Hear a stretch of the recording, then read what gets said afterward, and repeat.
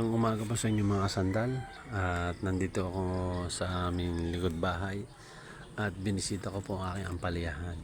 At nakita ko po mga sandal, ang dami na po nilang bulaklak. Ito po mga sandal.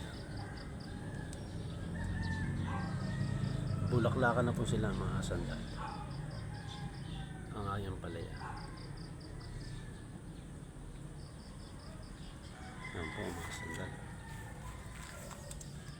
Malalago na, marami ng buko. Yan po, mga bulaklak na po yan, mga buko na.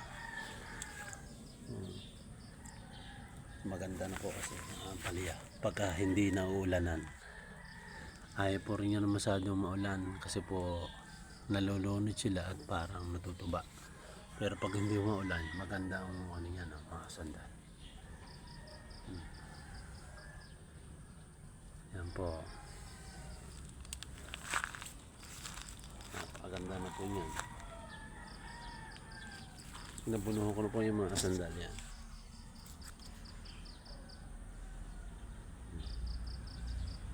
Pati nga po rin kalbasa maganda na rin ang talbos.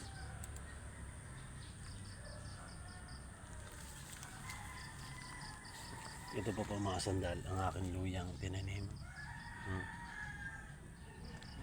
Malalaki na luya mga sandal. Ayan po. Pag may tinanim, may aanihin. Yan po ang katwiran ng matatanda nung araw.